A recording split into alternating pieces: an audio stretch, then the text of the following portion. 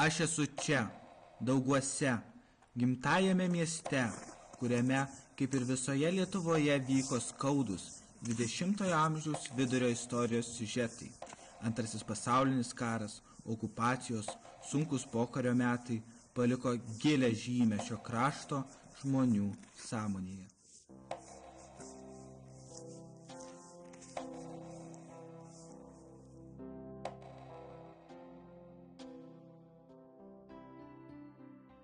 Aš pirmą skaitėjau ir net verkiau. Čia žinokit, viskas iš tikrovės. Šitos visos dainos sukurtos iš tikrovės. O dažnai ateidavo partizanai? Ateidavo. Ir kur sakydavo? Nu, labai gražiai. Mes su tais partizanais gražiai buvom visą laiką.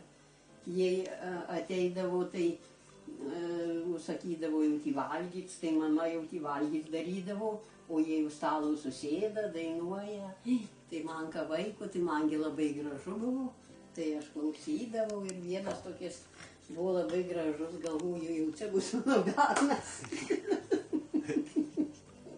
Taigi žinot, vaikai, jie durni. Tai kur tuos kūnus, kaip jūs sakėte, partizanų sušaudytus veždavo? Popoli brangus buvo tep, kad atveždavo nušautus ir atveždavo kava bažnyčią ir kur dar šitas čia gėlais tos pasaudžytas šitas. Skverelis toks. Nu, tai būdavo, atsimenu, ir aš pati buvau nuvejus prie jų ir žiūrėjau ant jų. Tai juos atveždavo ir paguldžydavo. Ir tai dar buvo tokių, žinot, kad dar buvo stribų tokių, tai dar ateidavo, kur Ajo Marėtoj va, su Jonu giedot. Tai sakė, atėjus dar apšlapinau ant veido. Va, kokių buvo lietuvių, kokie mums lietuviai. O juos, kur tį laidojo, tai Dievas tį šventai žino. Va, čia šitose dainose, tai visur žinokite, visos dainos tikrovės. Ar ašarota aš tau graži, kad mano turtą grebi veži. Močiutės plonas draugeles, sesutės austas juosteles. Mano pačios austūrinų veži turusiem dovanų. Brolelį mano areštavai, Sibiro kraštą nešvariai. Gal daugel grašių krovinų gavai už mirtį kankinių.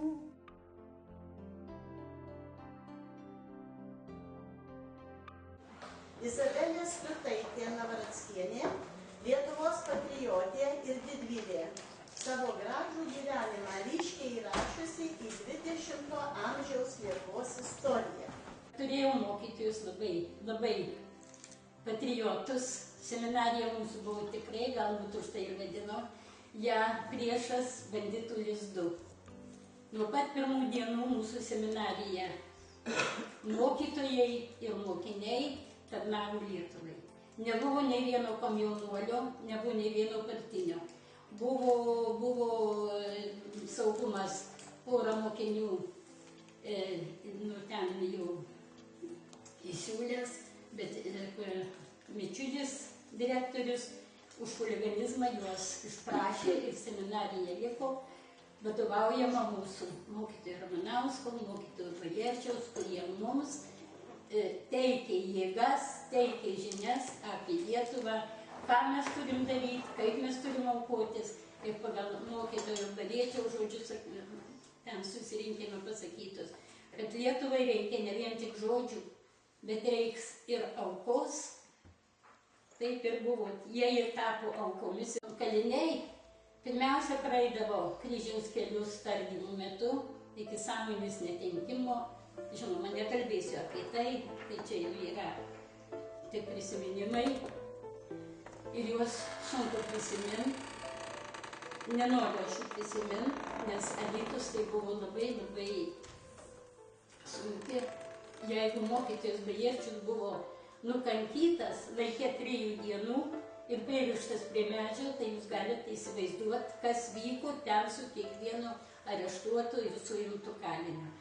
Aš nuo 42 iki partizaninio ginkluoto susikūrimo, kada mokytojas Ramanauskas išėjo į mišką, priklausiau Lietuvos laisvės armijai ir ateitininkam. Taip, kad šita Lietuvos laisvės armija buvo, jeigu davėt priešaiką, tai jeigu ją išdavėjai, padarėjai nusikaltimą, grėsė tiesiog sušaudymas. Prieš areštą per sekmines aš buvau kaip tik Kaučiškiai, Mironas laikė mišias ir mes paskutinį kartą su juo kalbėjomės. Tai buvo 7 gal prieš 2 savaitės. Ir mane areštavo, liko paskutinis egzaminas, valstybinis laikiau. 25 mane areštavo birželio, o 23 ir 25 mano paskutinis lietuvių egzaminas buvo. Ir šventė buvo, sporto šventė, aš toj sporto šventė turėjau dalyvauti. O man tuo momentu aš girdėjau tik tai, kaip iš stadiono sklido balsai, valio, valio, o čia vyko tardymo procedūros. Be sąmonės. Ką padarysi, tai buvo, nieko. Noriu, kad jūs visi gyventumėt, visos, kad visi gyventumėt, visos šeimos jūsų, kad būtumėt laimingi, kad pakeltų jums atlyginimus, kad jūs galėtumėt irgi, kaip užsieniečiai, nuvažiuot kur nors, pasižiūrėti, o ne vien tik tai sėdėti namuose, pamokose, atiduoti savo laiką ir daugiau nieko nematyti.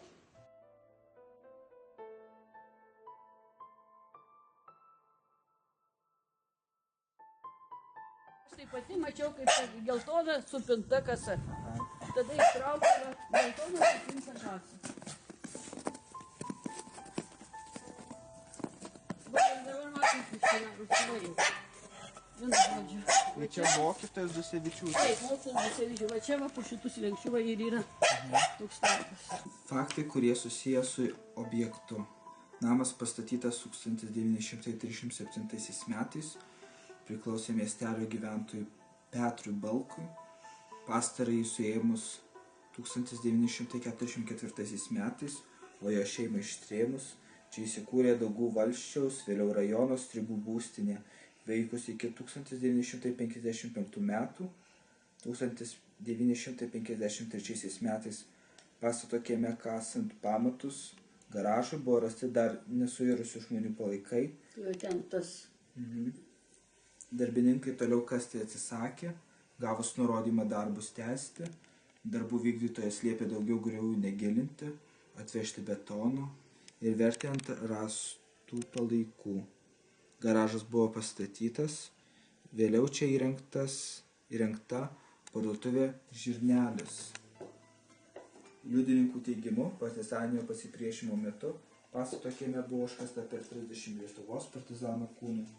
1990 metais, gegužės rugsėjo mėnesiais, vyko žuvusiųjų partizanų palaikų paieška, kurią organizavo ir vykdė buvęs politinis kalinys Vytautas Kazilionis, buvęs Tauro apygardos Geležinio Vilko rinktinės Elnio kuopos partizanas, politinis kalinys Kazimieras Savičius Sakalas, Ulonas ir nusikaltimų Lietuvai tirti komisijos narys Henrikas Rimkus. Jos metu 1990 metais, rugsėjo 29 dieną, prie pastato šulnyje buvo rasti 24 žuvusiųjų partizanų palaikai. Visi šioje vietoje rastų žuvusiųjų partizanų palaikai buvo iškilmingai perlaidoti Daugų kapinėse. Dabar, kur ta parduotuvė, tai ten buvo mūsų svetainė ir, pavyzdžiui, aš kaip dabar matau, tai va dar tik spalva likusi tų kėdžių. Tai, suprantat, sofa tokia ilga, tai būdavo Mironas ten, ant tos sofos visada sėdėdavo. Ir ten buvo šitaip, vokiečių, kai buvo čia, tai tą kambarį vokiečiai visados jau reiškia, jau tas jų vadai gyvendavo. Pas jūs šitam name. Taip, va ten, kur dabar parduotuvė. Tai va, paskui, kaip užėjo jau, grįžo antrą kartą rusai, tada rusų štabas šitas šitam kambarį. Va, kaip dabar atsimenu žodį Strie Časa Rovna. iš tos pusės, reiškia, ten tie langai yra. Pradeda verstis į langus. Tai Marytė, va ta vyriausia, va šita va prišoka prie lango, kas čia darosi, o ten pilna jau stribų su ginklais. Ir sako, kelkitės, reiks važiuoti jums. Liepos 17 dieną šilta, tai tokią suknytę užsidėjau. Tai jisai sako, tu paltuko neturi jokio. Sakau, turiu. Bet sakau, karšta dabar, vasar. Sako, ten, kur tu važiuosi, tai bus šalta. Nu ir viskas. Ir paskui, kaip jau, paskui pradėjo iš kaimų vežti. O verksmas. O tiek įmanuoja žmonės, kad žinokit, nusiaubas kažkoks. Mes tai žinot, nieko čia nesupranti, kas čia darosi. Kiek jų metų tada buvo? Nu, man buvo 9. Nu ir ten susodino į tuos vagonus gyvulinius, grinai į amžino įšalo žemę vežė. Tai va, nu ir paskui jau į tuos barakus sukėlė, o barakuose tai skylė maždaug kaip pirštas tarp lentų. Nu ir pastatyta po tokią krosnelę. Nu, plytukė tokia va. Tai, nu, kadangi malkų tai ten, žinot, va, išėjai ir miškas tai prisinešė, tai kūreni ir visą laiką. Valgykla buvo. Tai, reiškia, dirbantys gaudavo 400 tokios duonelės, tokia, nu, tokia forminė duonelė, bet tokia šlapia, kad va duobėk. Ir, reiškia, sriubos maždaug, nu, toks santelis, tai ten gal pusę litro, gal mažiau, tokių kopūstų, sušalusių kopūstų, bet ten jau tik tais grinai vandenį išvirti kopūstų. Nu ir man tai baisiausia, kaip mano akyse mirė, va tas plytnikas ir mirė senukas. Tai kaip iš bado pradeda pirmiausia kojos tinti ir paskui veidai tokie pasidaro ir viskas. Nubėgdavom, tai prie valgyklos tokių sušalusių kačinų, tai prie savo kūnelį šildydavom ir tam žmogui duodavom, kad jau jis žvalgytų. Reiškia, ten ne žemė, o grinai sutrešęs miškas. Nu ir tada prakasi ir palaidojo tą plytniką. O iš ryto, kaip atėjom, tai tik kaulai meškos, reiškia, apgraužė jau. Ir tik kauliuką viskas.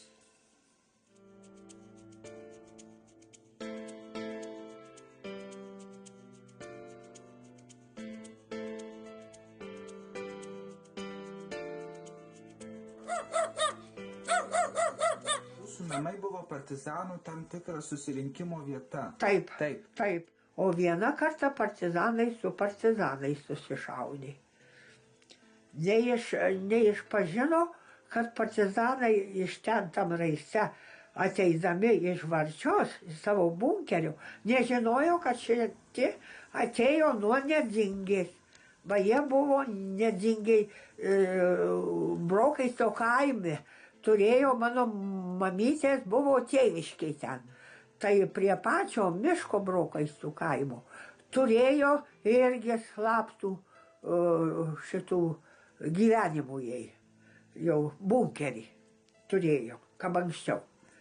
Na, ir jie tada, kaip atėjo iš ten 10 kilometrų, tai šitie nesuprato, atėjo į Varčios mišką ir atėjo čia prie mūsų kampo, jie pažįstami prie to namo mūsų, ir jie galvojo, kad rusai mūsiškiai ir išėjai pradėjo šaudytis vieni kitus, bet gerai, kad ne. Mes sako, savi pradėjo šaukt ir pakėlė lietuviškų vėliavų, tai tokių nedidelį. Tai tada jie sustojo šaudys, kuris pilnevojo anam gale namo, o šitie buvo pavalgę jau, išėjo ir pradėjo šaudyti. Bet nei vienas kito nenušavė tada, laimingai susitiko. Partizanai čia buvo Čyžius Juozas, Jonas Dusevičius, Petras Puzonas, tokius partizanas. Aha, mūsų pusbrolis išeina. Petras Puzonas? Aha, dabar jau nėra ir tėvų, ir dar vienas brolis yra, bet nežinau, kur jis dabar gyvena. Tai va, jis pabėgo ir jis bėgo miškan ir paliko automatų toje Šoželkoj įmetė, kam neužsižiūrėjo stribai ir rusai, tai tas automatas liko, o jis pabėgo gelžkeliu. Šito jin Varčios taikėsi va šitų miškų, bet nespėjo, apstojo kariuomenė ir jį stribai ir jį nušavė. O tų automatų jo, tai Puzonai, kai mes buvom giminaičiai, tai pasakė, kad tas automatas prašė mus, kad mes pasakytum partizanam. Jie ištrauks vokcom ir kada naktį perduos. Tai aš pati nuvėjau į Rimėnus, ant tų Puzonų ir tų automatų ištraukiau ir parnešiau. Užsidėjau ant pečių, įsivaizduojat, kokia aš drąsi buvau, kam dabar, va, tai gali aš ir neįtau, bet tada labai aš drąsi. Iš 3 seserų, tai aš ir brolių, tai buvau drūčiausia, stipriausia buvau, nebijojau nieko. Nu, ir žinokit, parnešiau ir vasaros metu, ir kirto rugius, tada čia visi šienavo laukuose, o aš per laukus ėjau. Bet aš ėjau, kam aš ėjau? Didelis karo, apsisupus, ir visi sustodavo žiūrėti, bet aš arti jų neidavau, va ten maždaug už kokių kelių toliau jau traukdavau, už kokį 10 daugiau ar 15 metrų. Nuo vieno šono arba nuo kito. Tai sustodė, jie žiūrėdavo, kas ten eina.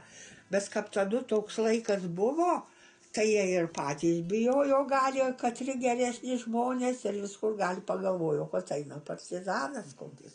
Ar kas ant galvos apsisupęs. Ir čia matosi tas Brauniuko viršūnė, bet aš apdengus buvau, bet ilgas tas kara iki žemės.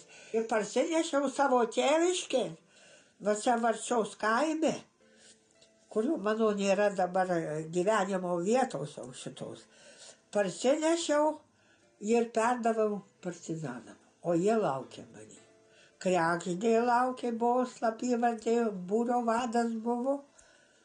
Ir paskui partizanai, nu tai partizanų daug buvo čia, slapyvardžių, bet aš jau daug labai pamiršus.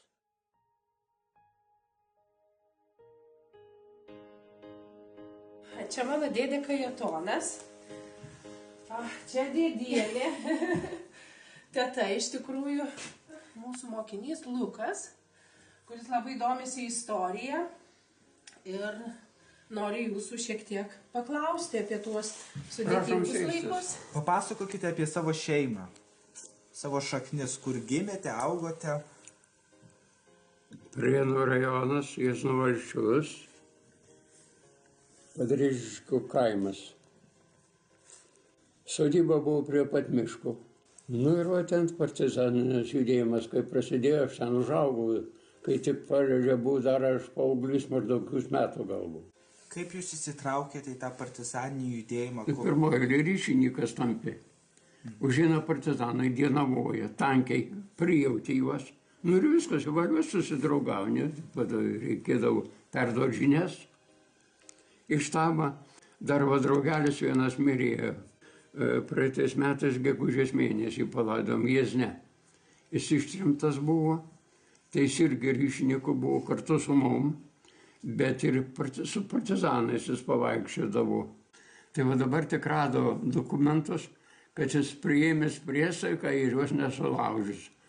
Jonas Zaparackas vardu, 27 gimimo. Surinkdavom žinias, perduodavom jam, o jis perduodavo į apygardos štabą. Kokios žinios, kur kariuomenės atėjo, kariuomenės iššaukimo priežastis nurodyti, jeigu galima. Nu, paskui jau, kada iš ryšininkų, tai jau kandidatas, nori, nenori. 51 metais, kuris į kolūkį. Į mūsų kaimą buvo atsiųsta šefai du iš Kauno, Petryla, Juozas ar Jonas vardu, nežinau, ir Gylys, kauniškai. Ir ten kaime apsistojo pavertni pas Žilinską tokį ir agitavo žmonės į kulkosą, kad stotų. Dabar sekmanį buvo šokai, nueinu ir aš kaip visada. Ir ateina vienas iš partizanų civiliai apsirengęs. Sako, taip ir taip, ar čia nėra. Sakau, kol kas nematyti, aš nežinau.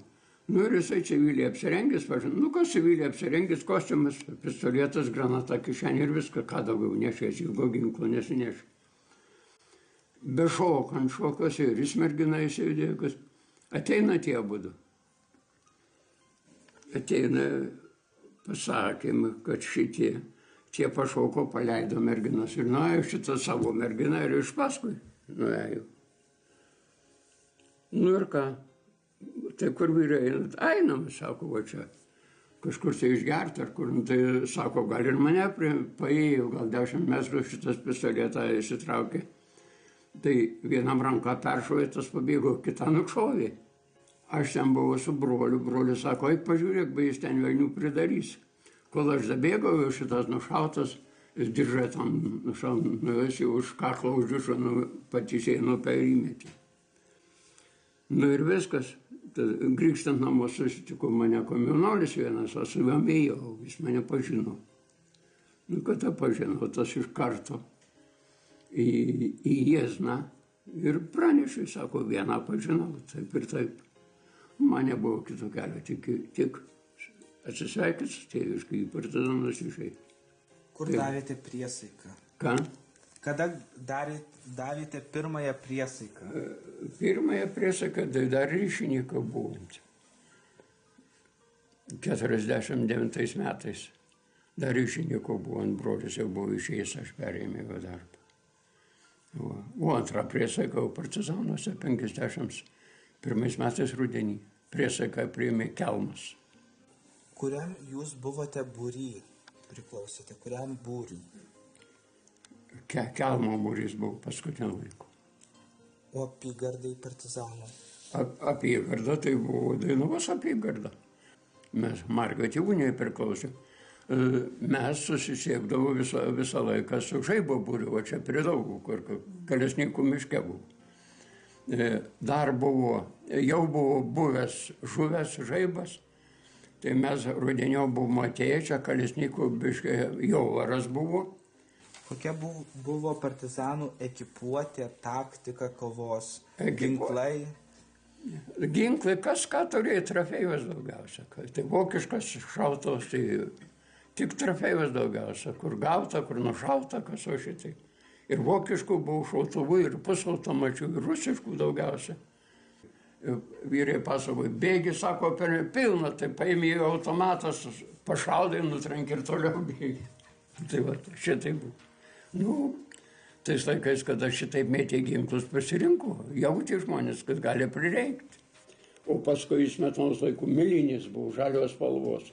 Tai persisivdavo iš milinės, pasisivdavo mundėrius, kelnes, kariškas ir batus. Gal žinote, koks čia buvo pasipriešinimas, kas čia vadovavo? Čia vadovavo Žaibas, kol gyvas buvo, paskutinio laiko jau Jovaras. Jovaras irgi buvo gavęs pulkininko laipsnį, bet prasigėris merkinės susitikom Vajezų. Jūs sakėte, patys geriausi žmonės buvo, tai kurie patys biedniausi buvo. Net pavalgyti beveik patys neturėjo. Kuo turtingesnis, to jis bjauresnis buvo. Kaip dabar? Jūs patekote į nelaisvę. Taip, galite plačiau papasakoti šitą epizodą jūsų gyvenimo. Mes gretimam tėviškai, Padrėžiškai, o ten Pakrauvų kaimas buvo. Upė, anapus upės Pakrauvų kaimas buvo, jau Stakliškių valsčius tais laikais buvo. Nu ir ten gyveno tokia viena šeiminukė. Vieną vakarą ryčio reikalais išėjom į kaimą, grįždami dar pas vieną kitą ūkininką užėjom, ten maisto paprašėm, lašiniukų kas duoda, gal kas ko gali. Aš tam draugų, kur buvom, gyvenom dviese, Aitvaras slapyvardė, Kibauskas pavardė. Dabar čiut pradėjo aušti, jisai vyresnio amžiaus žmogus, 3 metus jau buvo atsidėjęs lagerį, tas vyras, kur žuvo su manim. Ir 3 metus iš partizanavęs jau grįžo iš lagerio į partizanus, išėjo prie Paniučilo gyveno, tėviškai jau buvo. Nu ir dabar jisai pirmas nusnaudė iš bundo Sako, klevai apsukau, ką darom? Sakau, tai ir darom veržėmės laukan, pirkutį tokį, žinau, tai kad duos per sienas, tai kaip perėdė, iš kokasą žiūrėjom. Jis išmušė langą ir šoko. Ir jam kliuvo matyti. Aš pribėgau prie jo vieną koją laukia, o kitas stumteriu ir sakau, ką tu taip nevikriai, supranti, net teškas sienos kaip šaudo. Aš per tą patį langą kaip daviau, tai iš kokasėdžio mane net žemėm apnešė, ir aš atsišaudžiau, supranti, ir kokį 10 metrų nedaugiau buvus bulvių duobė. Matot, kada ten smėlis, sausa žemė, tai bulvių duobės iškasdavo, ten bulvės pykdavo žiemai. Ir va ten sena duobė, su kokasėliu institutai, tik apvarė mane žemėm apnešė. Bet ir aš užsitaisė šaltojo kapvariau bleką, tik sujudėjo tas kareivis. Nu ir atmetė man granatą. Supranti, šnypščia granatą, ištraukia iš gėdą ir skuba išmesti. Supranti, tai aš iš kairės pusės tą granatą šnypščia, tai aš norėjau ranką paimti ir atgal pavaryti, bet kažkaip jau ranka mano buvo peršauta, kažkaip pirštai nedirbo, tai aš ją tik pažiūrėjau ir pats šokau. Šuolį padariau, prisispaudžiau, kad sprogo tą granatą, man dešinę koją sudirbo. Nu ir aš pajutau, kad jau blogai, tada šokau bėgti. Jau atsistojau bėgti, o batuose lygiai taip, kai inkikštai su batais, saulais batai. Ir vandenio prisemta, išlėksta kraujo pilnas saulus, supranti. Nu ir bėgau, ranka peršauta, koja bėgau lygiai verknės, gal buvo 100 koks metrų verknė tą upė. Ir netekau sąmonės ir įkritau į tą upę. O paskui sąmonę atgavau tik už poros laiko Kaune Raudono kryžiaus ligoninėje. Vat ir viskas. Ateities kartom mylė taip tėvynę, kaip mylėjau mes. Ir tada būtų viskas gerai.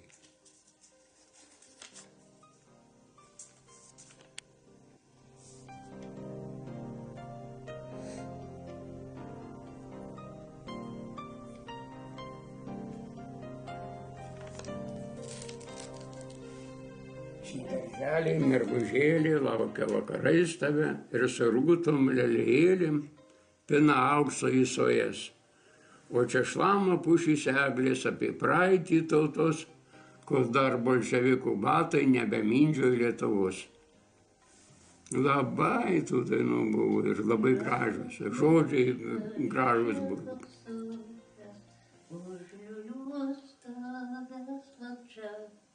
Ir sena motulį tyliai pabučiuos tave sapne. Gyvybės ir mirties akivaizdoje jie išliko savimi. Jų stiprybė bei valia stebina ir priverčia peržiūrėti savo šiandieną. Nebėra nieko svetimo. Medis, kurio nepažinau, išaugo, išsišakojo mano akise. Jo dilginančių lapų audinys plonomis linijomis išsiraizgęs kvėpuoja mano delnuose. Nebėra nieko svetimo ir niekada dar nebuvo manyje tokia gaji, tokia saugi gimtoji žemė.